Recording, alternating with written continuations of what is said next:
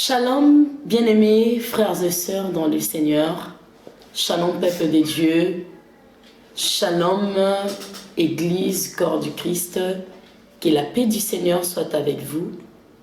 Je me présente, je suis la servante de Dieu, le pasteur Esther Loufidi de l'église EMAD, ici à Bordeaux.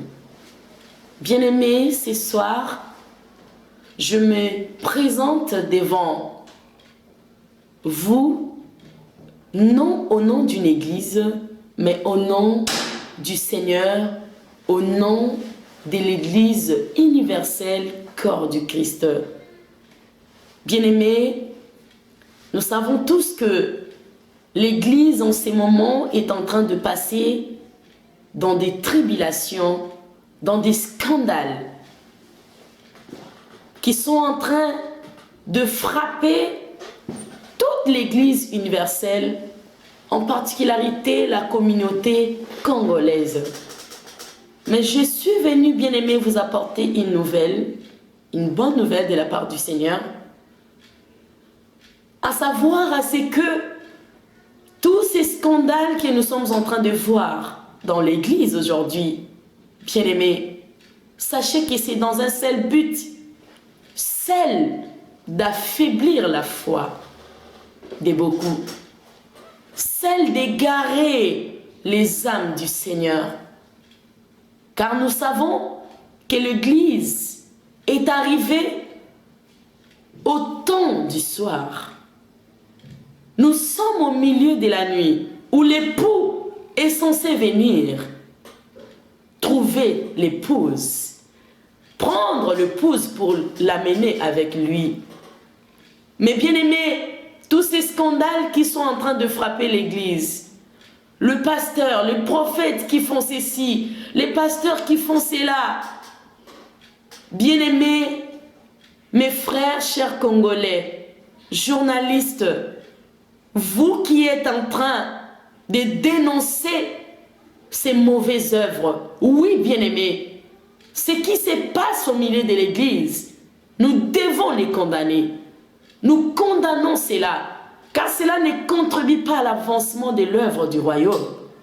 Mais au contraire, cela est en train de donner l'avantage à notre ennemi Satan, c'est lui d'égarer un grand nombre de personnes, c'est lui d'affaiblir la foi de beaucoup. Alors, vous qui faites le bon travail de parler au nom du peuple, mes frères, sœurs, les journalistes, c'est bien ce que vous faites. Vous faites bien votre travail. Mais ce que je vous demande, bien-aimés, que vous fassiez ce travail dans le but aussi de faire comprendre au peuple de Dieu que ce qui est en train de se passer au milieu des pasteurs, des prophètes, des docteurs, qui tombent, qui font tous ces mal. Car je ne suis pas venu ici pour citer les noms des gens. Je ne suis pas venu ici pour parler d'une personne. Mais je suis venu pour parler de la part du Seigneur, pour apaiser les peuples du Seigneur. Car le diable est en train de travailler. Tous ces scandales, c'est dans un seul but. Égarer la foi. Égarer les âmes du Seigneur. Alors, vous devez plutôt amener le peuple de Dieu, leur dire, ne suivez pas ces gens qui tombent. Bien-aimés frères et sœurs, Église corps du Christ, ne regardons pas à ces hommes de Dieu, les pasteurs, les prophètes qui tombent. Ce sont des humains. Ce sont des hommes comme vous. Ne regardez pas, ne tournez pas votre attention vers eux. Ne regardez pas les pasteurs, les docteurs qui sont tombés. Mais plutôt, tournez votre regard à l'époux Jésus. Celui qui vient pour chercher son épouse. Car aucun pasteur, aucun prophète, aucun docteur n'est mort pour les âmes. Mais c'est Jésus, Dieu fait chair par son amour. Il est venu pour mourir sur la croix pour nous. Et les pasteurs pasteurs et les docteurs et les frères et sœurs dans le Seigneur, c'est Jésus qui est mort sur nous. Alors, bien-aimés, détournez votre attention de ceux qui tombent, mais plutôt tournez votre regard vers le Seigneur, vers l'époux qui vous a racheté sur la croix de Golgotha.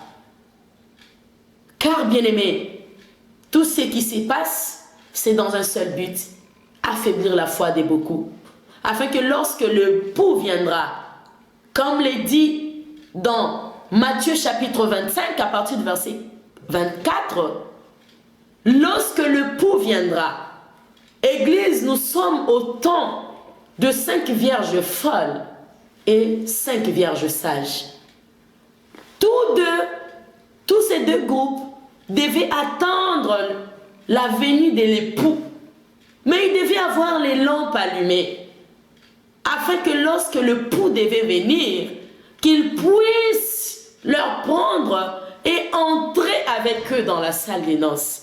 Et nous, notre époux, c'est Jésus que nous attendons. C'est lui que nous attendons pour qu'il vienne nous prendre avec lui. Et sachez-le, bien-aimés, sachez-le, mes frères et sœurs dans le Seigneur, la condition pour que le vierge sage ainsi que le vierge folle, ces 10 vierges avaient une seule condition pour rencontrer l'époux, celle d'avoir de l'huile dans leur lampe. Or, l'huile ici, bien-aimé, c'est la foi que nous devons garder. Pendant les situations difficiles, pendant les scandales qui pourraient frapper l'Église, laisse-moi vous dire, les scandales n'ont pas encore fini. Nous les verrons encore car cela est écrit dans la parole de Dieu. C'est le diable, Satan, notre ennemi, notre adversaire, qui travaille pour égarer les âmes. Car nous avons reçu la mission de dépeupler le camp de l'ennemi. Et lui aussi, Satan, sachant cela, il veut aussi à son tour dépeupler le camp du Seigneur, ce qu'il ne pourra jamais faire car il a été vaincu sur la croix de Golgotha. Jésus-Christ a vaincu le diable. Et nous, aujourd'hui, nous avons la mission d'aller dépeupler les camps de l'ennemi. Et non d'aller prendre les âmes qui sont dans l'enclos du Seigneur et de les égarer. Alléluia.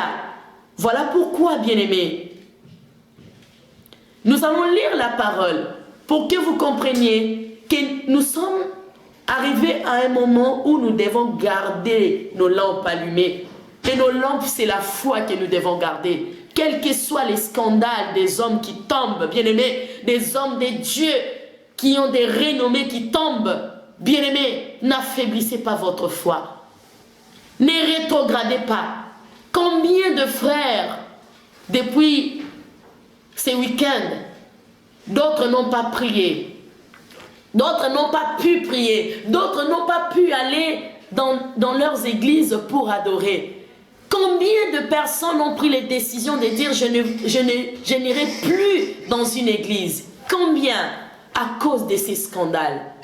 Mais la Bible nous dit le scandale va arriver, mais malheur, c'est lui par qui le scandale est arrivé. Alléluia. J'aimerais que nous puissions lire rapidement la parole de Dieu dans Luc chapitre 18 verset 8. Luc chapitre 18 le verset 8, je lis au nom du Seigneur. Je vous l'ai dit, il leur fera promptement justice. Mais quand le Fils de l'homme viendra, trouvera-t-il la foi sur la terre? Parole de l'Éternel. Ici, c'est Jésus qui parle. Il parle tristement dans la parabole du juge unique. Mais ce que nous en avons besoin ici, le Seigneur dit, il leur fera promptement justice. Mais lorsque le Fils de l'homme viendra, trouvera-t-il la foi dans ces mondes? Jésus parlait tristement, disant quand il reviendra, car il est allé nous préparer une place. Et il revient bientôt, bien-aimés. Bientôt. Hier, j'ai suivi le pape, il y a des jours, qui annonçait Un nouveau cycle qui va commencer bientôt. Et nous qui lisons la parole, nous qui nous attachons à la prophétie, nous savons ce que cela signifie. Israël, il y a 1 mois et demi, ils ont chanté, tous les peuples sont sortis dehors en Israël pour chanter que le Messie est à la porte. Jésus revient, bien-aimé. Gardez vos lampes allumées, peuple du Seigneur, Église, corps du Christ. Que votre foi ne défaille pas à cause d'un pasteur. Ils rendront compte à Dieu. Ils rendront compte au Seigneur. Tous ceux qui sont en train de faire, ceux qui sont en train de perdre leurs âmes, bien-aimés, ils rendront compte au Seigneur. Voilà pourquoi la Bible dit que nous, serviteurs, nous serons jugés sévèrement. Pourquoi? Car la mission nous a été donnée de paître les brebis du Seigneur. Mais nous allons lire la parole de Dieu pour tous ceux qui sont en train de perdre les âmes du Seigneur. Nous allons lire la parole de Dieu. Ézéchiel chapitre 22 à partir du verset 25 jusqu'à 31. Je vais lire le verset 25 et je vais lire le verset 31. J'ai lu au nom du Seigneur. Ces prophètes conspirent dans son sein comme des lions rugissants qui déchirent leur proie. Oh, homme des dieux, pasteur, prophète, chantre de l'Éternel, oracle de l'Éternel pour tous ceux qui sont en train de perdre les âmes des dieux. Ici, la parole de Dieu dit que ces prophètes conspirent comme des lions rugissants. Ils conspirent comme des lions rugissants qui déchirent leur proie. Vous déchirez les âmes du Seigneur comme s'ils étaient vos proies. Alléluia. Il dit, il déchire les âmes. Il s'empare de richesses et des choses précieuses.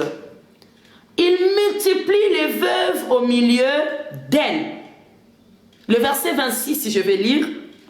Ces sacrificateurs violent ma loi.